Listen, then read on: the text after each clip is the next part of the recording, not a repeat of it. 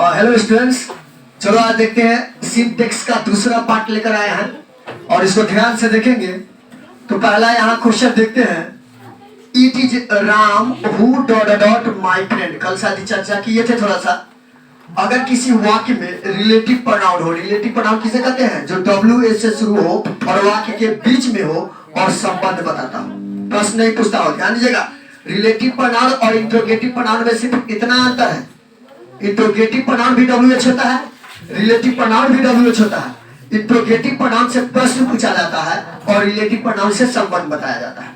तो ध्यान देंगे, जब WH हो वाक्य के बीच में और संबंध बताने का काम करता है तो रिलेटिव प्रोनाउन का काम करता है। शुरू में भी रह सकता है लेकिन संबंध बताता है।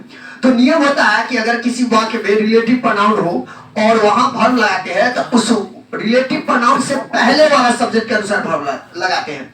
तो इस रिलेटिव प्रोनाउन के पहले वाला सब्जेक्ट क्या है? राम सिंगुलर है, तो इसके अनुसार अगर वर्ब देंगे तो इज या आर होगा, इज। तो यहाँ it is Ram who is my friend, वो रामी है जो मेरा दोस्त है। अगला क्वेश्चन देखिए, 10 इयर्स। ध्यान देंगे, एक पॉइंट है सिंटेक्स का कि निश्चित अवधि, निश्चित दूरी, निश्चित अमाउंट बताया जाता है तो प्लूरल होने के बाद भी वो सिंगुलर का बोध कराता है और उसके साथ जो वर्ब आता है वो सिंगुलर रहता है। स्टूडेंट गलती करता है कब? 10 इयर्स देखा तो प्लूरल मार देता है, लेकिन ऐसी बात नहीं है। तो 10 years dot a long time, 10 वर्ष एक लंबे अवधि है, लंबा समय है। तो क्या हो गया? यहाँ सिंगुलर या माना जाता है और सिंगुलर वर्ब देंगे इज। अगला क्वेश्चन है 60 miles not a long distance. फिर वही बात बताया था, निश्चित दूरी अगर बोध कराता है तो वो सिंगुलर माना जाता है। जैसे 60 माइल्स 60 मील्स जो होता है एक लंबी दूरी नहीं है, ठीक है। तो यहाँ क्या होगा? Is.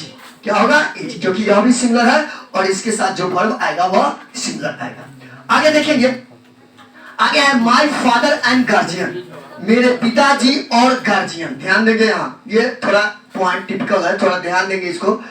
My father and guardian, तो जब दो सब्जेक्ट को हम एंड से जोड़ते हैं और दोनों मिलकर एक बोध, एक ही व्यक्ति का बोध करता है, एक ही वस्तु का बोध करता है तो वह सिंगुलर माना जाता है और उसके साथ आने वाला वर्ब क्या आता है? सिंगुलर। ध्यान देंगे, my father and guardian is coming to see me, मेरे पिताजी और गार्जियन मुझसे मिलने आ रहे हैं। तो यहाँ क्या होगा? इज। लेकिन इसमें कंडीशन है, अगर डिटरमाइनर दोनों में लग जाता है, जैसे my father and my guardian, तो दो अलग अलग व्यक्ति का बोध होता है और वैसी परिस्थिति में हम आ लगाते हैं, लेकिन यहाँ दोनों में डिटरमाइनर नहीं लगा हुआ है। चलिए आगे देखते हैं, he as well as you dot dot rock. तो जब दो सब्जेक्ट को एज वेल एज से जोड़ते हैं, ध्यान देंगे, जब दो सब्जेक्ट को एज वेल एज से जोड़ते हैं, एंड नॉट से जोड़ते हैं या अलग करते हैं, बात वही है, और together, together with, along with, ये सबसे अलग करते हैं या जोड़ते हैं तो वर्ब हमेशा प्रथम सब्जेक्ट के अनुसार आता है। तो इसमें प्रथम सब्जेक्ट क्या है? ही। तो ही के अनुसार अगर वर्ब देते हैं तो यहाँ क्या होगा? Is. He as well as you wrong, तो उसके साथ साथ तुम भी गलत हो। यहाँ अगला क्वेश्चन है, आइदर यू और I dot dot guilty. Guilty माने क्या होता है? दोषी। ध्यान देंगे, यहाँ कहना यह है कि जब दो सब्जेक्ट को either, neither, either you, neither nor, sorry, either, neither, either और neither nor और या nor से जोड़ते हैं या अलग करते हैं तो वर्ब हमेशा अपने से नजदीक, तो वर्ब यहाँ डालना है और इसके नजदीक सब्जेक्ट कौन है? तो वर्ब हमेशा अपने से नजदीक आने वाले सब्जेक्ट के अनुसार आता है। तो आई के अनुसार आएगा तो क्या होगा? एम। क्या होगा? एम। तो आइदर यू और आई एम, या तो तुम या मैं दोषी हो। चलिए आगे देखते हैं, फाइंड एयरक्राफ्ट डॉट देयर। कुछ ऐसे नाउन होते हैं जिसका सिंगुलर और प्लूरल दोनों एक ही जैसा रूप होता है। हालांकि वर्ब की बात आती है तो वर्ब हम आवश्यकता अनुसार देते हैं, वर्ब हम आवश्यकता अनुसार देते हैं। जैसे एयरक्राफ्ट, वायुयान, शिप। शिप माने क्या होता है? नहीं, SHEEP, शिप। शिप माने भेड़। और डियर, डियर माने हीरा, जिसको हरिण कहते हैं भाई। ये सब सिंगुलरों में डियर और प्लूरल भी आएगा तो डियर, उसको डियर्स नहीं कहते हैं। जैसे हम पेन का पेन्स कर लेते हैं, बुक का बुक्स कर लेते हैं, उस प्रकार डियर को डियर्स आप नहीं कर सकते, गलत हो जाएगा। उस दोनों रूप में वैसा ही जाता है। उसको सिंगुलर प्लूरल पहचानते कैसे है? तो यहाँ क्या लगा है? 5। हम समझ गए। जब ए या एन या वन लगा रहता है तब समझते हैं सिंगुलर है, और जब ये 2 3 4 5 कुछ भी लग जाएगा प्लुरल है। लेकिन इसके रूप में परिवर्तन आप किए हैं नहीं कर सकते, अगर करेंगे तो गलत हो जाएगा। तो 5 एयरक्राफ्ट देयर, वहां 5 वायुयान थे, तो वाज की वेयर। और कुछ स्टूडेंट्स का एक क्वेश्चन हो सकता है कि सर यहाँ एयरक्राफ्ट नहीं लिखे हैं, तो एयरक्राफ्ट आप नहीं दे सकते, इसके रूप में आप परिवर्तन नहीं कर सकते। और उससे पहले वाले को देखिए और उसी के अनुसार भाव लगाइए, ये नहीं कि यहाँ एयरक्राफ्ट है तक वाजिब मान ली, गलत हो सकता है। ध्यान देंगे। आगे देखिए, काउ डॉट अस मिल्क, गाय काउज पुलर है, तो पुलर के साथ पुलर भाव लगाते हैं, तो पुलर भाव गिव हुआ है, गिव से का गिव, गाय हमें दूध देती है, तो क्या हो जाएगा गिव। यहाँ ऑप्शन में है, क्या हो जाएगा गिव। देखेंगे साइड में हम दिए हुए हैं ऑप्शन, और उसी से टारगेट करके बनाना है। तो देखिएगा, वन ऑफ माई फ्रेंड्स, इसको ध्यान से सुनिएगा, मेरे दोस्तों में से कितना एक, यहाँ फ्रेंड्स पुलर है। और अक्सर विद्यार्थी यह गलतियां करते हैं कि जो लास्ट में है सब्जेक्ट उसके अनुसार भर डाल देता है। नहीं, यहाँ कहा जा रहा है मेरे दोस्तों में से कै गो एक, मेरे दोस्तों में से एक, तो सिंगल हो गया। नॉट देयर, वहां था, तो वाज की वे वाज। अगर आप ध्यान नहीं देंगे और यहाँ फ्रेंड्स है तो वेयर माने की संभावना ज्यादा है, लेकिन अगर ऐसा आप करते हैं तो वो क्या है, गलत है। तो यहाँ क्या हो जाएगा वाज, यहाँ क्या हो जाएगा वाज।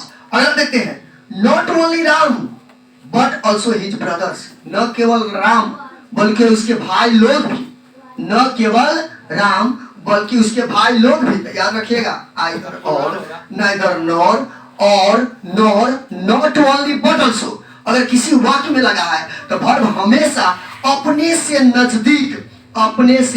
नजदीक आने वाले सब्जेक्ट के अनुसार आता है। तो वर्ब जहां डालना है उसके नजदीक क्या है, ब्रदर्स, तो पुलर है, तो इसके अनुसार भाव देंगे तो सिंगुलर की प्लुरल। भाव क्या देंगे, प्लुरल। तो यहाँ not only Ram but also his brothers dot there, तो न केवल राम बल्कि उसके भाई लोग भी वहां थे, तो वाज की वेयर। यहाँ क्या देंगे वेयर, यहाँ क्या देंगे वेयर, यहाँ क्या देंगे वेयर।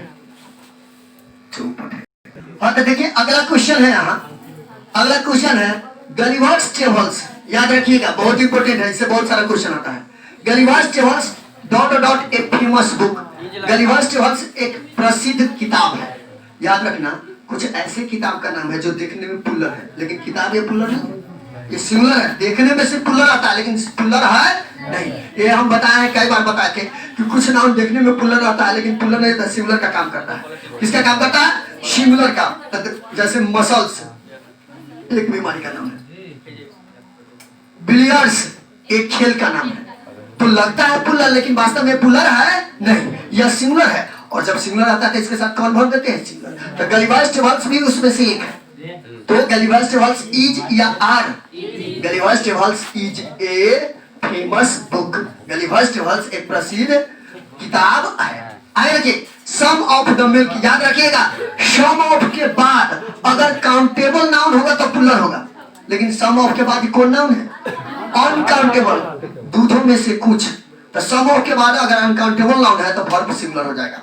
लेकिन काउंटेबल अगर some of the boys, some of the girls, some of the pens अगर ऐसा रहता तो काउंटेबल है, तो उसके बाद वर्ब पुलर होता। लेकिन अनकाउंटेबल के बाद वर्ब क्या होगा, सिंगुलर। क्या होगा, वाज। दूध में से कुछ दूध औटा हुआ था। आइए, ही एंड आई कितने व्यक्ति, तो यह क्वेश्चन इंटर में कई बार पूछा हुआ है, याद रखेंगे। इंटर में पूछा हुआ क्वेश्चन है, रिपीट मैं कर रहा हूँ। He and I dot in Delhi together, वह और मैं दोनों आदमी दिल्ली साथ में थे, एक साथ में थे। तो ही एंड आई पुलर हो गया, ही एंड आई क्या हो गया, पुलर। तो उसके साथ जो वर्ब देंगे वो क्या देंगे, यहाँ वाज की वेयर, प्लुरल वर्ब वेयर।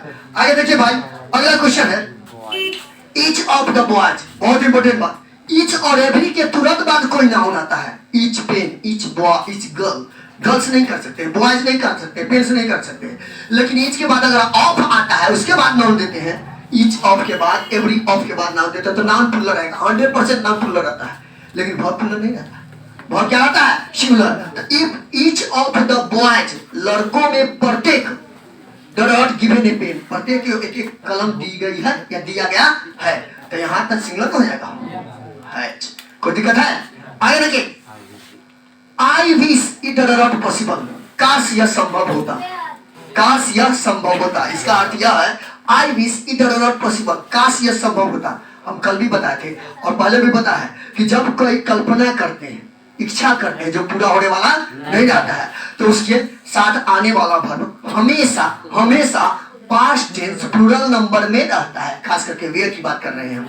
और नॉर्मल दूसरे तरीका से अगर वाक्य में I wish, as if, as though लगा हुआ है तो उसके साथ जो वर्ब आता है वो पास्ट टेंस प्लूरल नंबर में आता है। तो यहाँ पास्ट टेंस प्लूरल नंबर में क्या है? वेयर। क्या लगेगा? वेयर। क्या लगेगा? वेयर। यहाँ हम डालेंगे वेयर। कोई दिक्कत है?